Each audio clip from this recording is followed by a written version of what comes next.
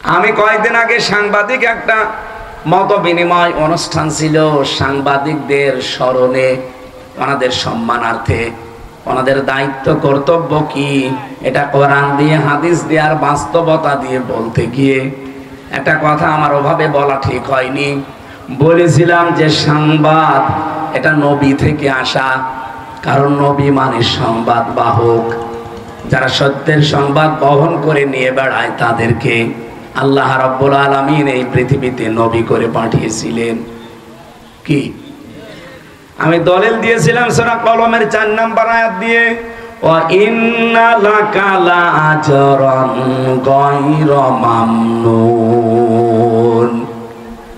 আপনি শব্দের দিকে খেয়াল করেন, ওয়া ইন্না লাকা লাআজরান, অবশ্যই আপনার জন্য, অবশ্যই আবার লাগিয়েছেন ওয়া ইন্না লাকা লাআজরান, অবশ্যই আপনার জন্য হে নবী। আবার বলছেন অবশ্যই লাআজরান, পুরস্কার আমি আল্লাহ রেডি করে রেখেছি। গায়রা মামনুন, শেষ হয়ে যাবে না পুরস্কার, নিরবিচ্ছিন্ন চলতে থাকবে। কেন এই পুরস্কার দিলাম জানেন?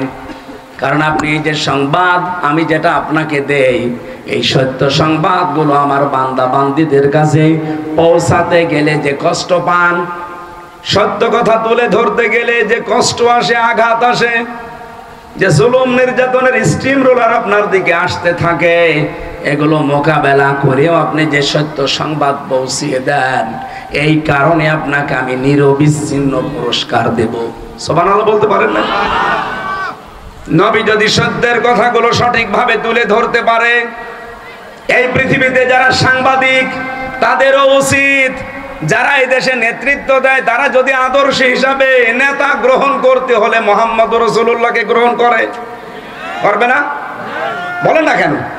কেউ যদি স্বামী হতে চায়, আদর্শ স্বামী, সে মুহাম্মদ রাসূলুল্লাহর মতো হবে। কথা বলা লাগবে। কেউ যদি নানা হতে চায়, তাহলে আদর্শ নানা হতে হলে মুহাম্মদ রাসূলুল্লাহকে ফলো করা লাগবে। কথা বলেন। কেউ যদি রাষ্ট্রনায়ক হতে চায়, তাহলে আদর্শ রাষ্ট্রনায়ক হতে হলে তাকে মুহাম্মদ রাসূলুল্লাহকে ফলো করা লাগবে। এইটা বলতে বলতে আমার মাত্র 6 মিনিট সময় ছিল, পুরাটা গোছাতে পারি নাই। আমি একবারেই বলেছিলাম, যারা সাংবাদিক, সংবাদ বাহক, আপনাদেরও আদর্শ যেন হয় মুহাম্মদুর রাসূলুল্লাহ। আপনারা সাংবাদিকতা করেন, এটা কিন্তু মহান পেশা বলে আমরা ধরি অনেকে, যে মহান পেশায় আছে।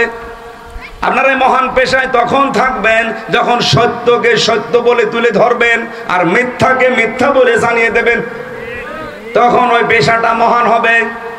কিন্তু সাংবাদিকরা হয়তো অনেকে এখন ওই পথে নেই, তারা সত্য মিথ্যাকে মিশ্রণ করে একটা সংবাদ ছড়িয়ে দেয়, আর এটা সব চাইতে বেশি হয় বাংলাদেশে।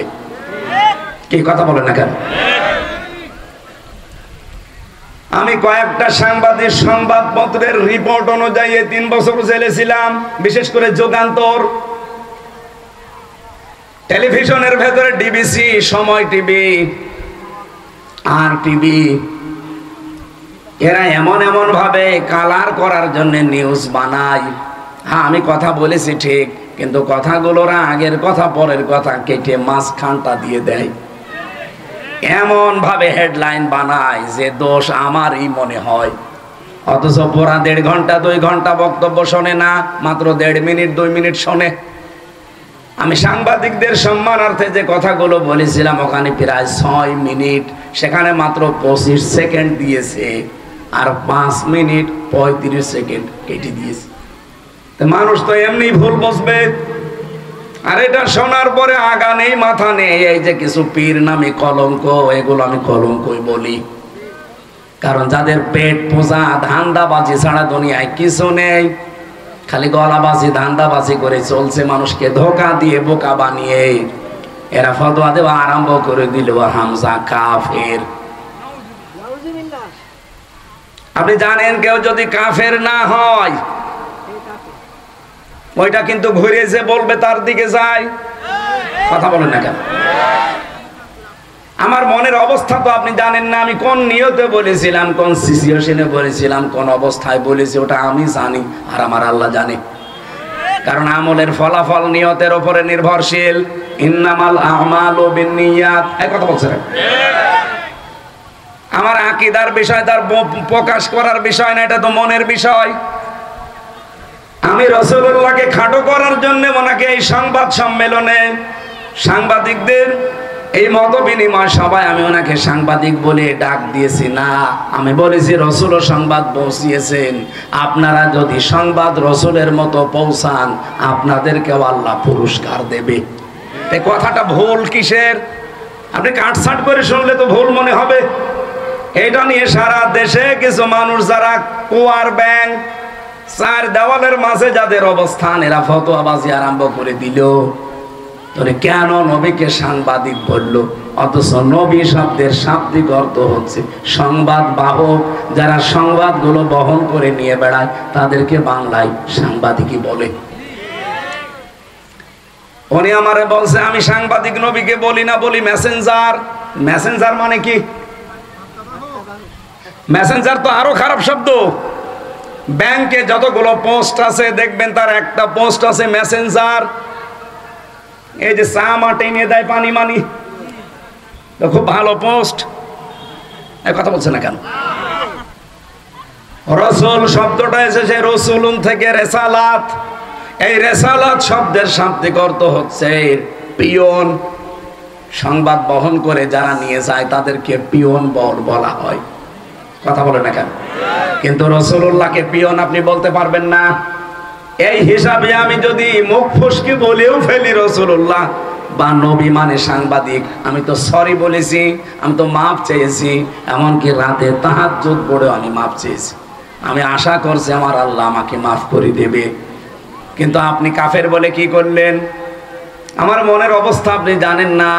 আন্দাজে কাফের ফতোয়া দিয়ে আপনি এখন নিজেই কাফের। আজকে ফেসবুকে একজন লিখেছে অমক পীর সাহেব কাফের, আসলেও কাফের।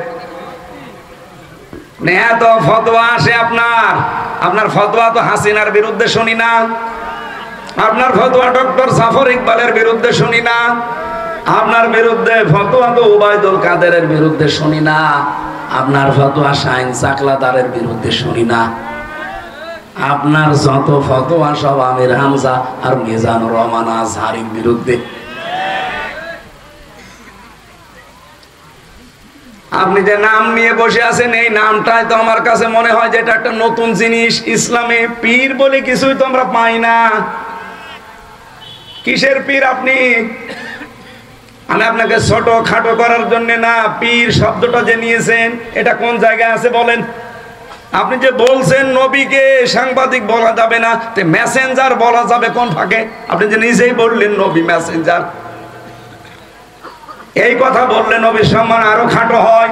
ব্যাংকে যারা পানি চা টেনে দেয় তাদেরকে আমরা মেসেঞ্জার বলি। এরকম একটা পোস্ট আপনি নবীর নামে লাগিয়ে দিলেন। আর সাংবাদিক যে কত উপরের পোস্ট, সেটাকে আপনি ফালতু শব্দ বললেন। উল্টা পাল্টা নাম দিয়ে আবল তাবল করে আমারে নাই ছোট করেন। কিন্তু সারা পৃথিবীর যারা হক্কানি সাংবাদিক, যারা ন্যায় পরায়ণতার উপরে টিকে আছে, সাংবাদিক মাহমুদুর রহমানকে আপনি খাটো করেছেন। এক কথা বলছেন না কেন? সাংবাদিক ইলিয়াসকে আপনি খাটো করেছেন। সাংবাদিক কনক সরোয়ারকে আপনি খাটো করেছেন। যারা জীবনের উপরে রিস্ক নিয়ে সংবাদগুলো প্রচার করে সেইটাকে আপনি ফালতু বললেন।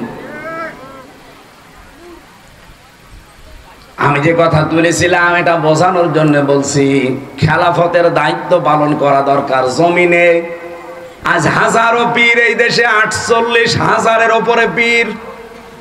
আমি তো যতটুকু খোঁজ রাখি পৃথিবীতে এমনও দেশ আছে যে 48,000 মানুষও নেই, অথচ পীর এই দেশে 48,000। এত পীর, একটা কেউ রাজপথে পাওয়া যায় না, জমিনে পাওয়া যায় না। নর্থ সাউথ বিশ্ববিদ্যালয়ে কোরআনের উপরে লাথি দিয়েছে, থুতু দিয়েছে, সেখানে ফতোয়াবাজি করতে পারো না। 48,000 পীর যদি একবারে রাজপথে নেমে বলে এর বিচার না হলে কেউ দরবারে ফেরত যাব না, বিচার কালকেই হবে। কোথায় আছেন আপনি? আপনি তো শুধু ভড়ি আর জব বানিয়ে ব্যস্ত আছেন। আপনি বলেন তো বাংলাদেশের একটা পীরকে দেখান যার ভড়ি বড় না, দেখান। আমি তো যতগুলো দেখেছি ওদের ভড়ি আর জহব্বা ছাড়া কিছু পাইনি। এত বড় বড় ভড়ি, যেটা ফতোয়াবাজি করে কাফের বলে, ওরও ভড়ি এরকম। চেয়ারে বসলে মনে হয় যে মাগুর মাছ, পেট মোটা মাছ।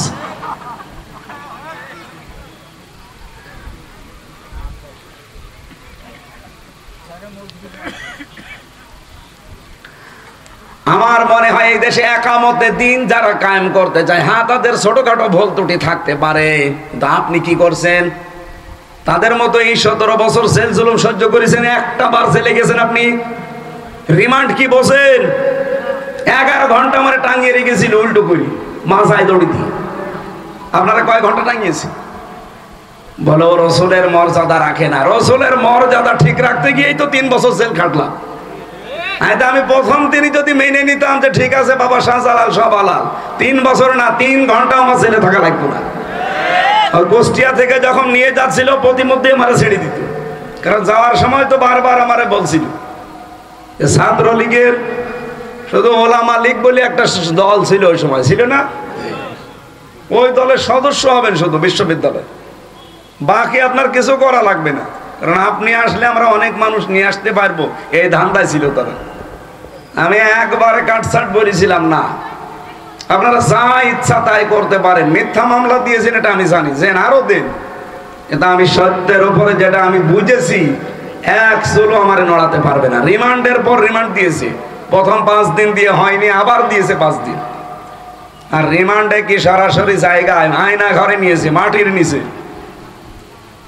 আমি দেখতাম ওই জায়গায় হঠাৎ রাত 2টার সময় 5-7 জন মুখ বান্ধা আমার পাশ থেকে একজনকে বলছে ওঠেন ওঠেন, মানে এখন বাজে রাত 2টা, কোথায় যাব? চলেন। ও মনে করছে ছেড়ে দেবে, ওরে বের করে নিয়ে খাঁচা থেকে হঠাৎ মাথার উপরে কালো কাপড় লাগিয়ে পেছনে হাত হ্যান্ডকাপ দিয়ে বেঁধে দিল। কান্নাকাটি করছিল মাটির নিচে। আমি সত্য কথা বলছি, এই যে কোরআন আমার সামনে। আমারে বলছে হামসা ভাই গেলাম, এরা যে কি করবে আমার বোঝা হয়ে গেছে। মুখ আমার যখন বেঁধে ফেলেছে কালো কাপড় দিয়ে, হাত যখন পেছনে বেঁধে ফেলেছে, 4-5 জন মিলে নিয়ে যাচ্ছে, তার মানে আমি বুঝে ফেলেছি আমার জীবনের শেষ দিন। এইরকম সিচুয়েশন আমি নিজে ফেস করে এসেছি। আর আপনি ফতোয়াবাজি করেন বসে বসে, না?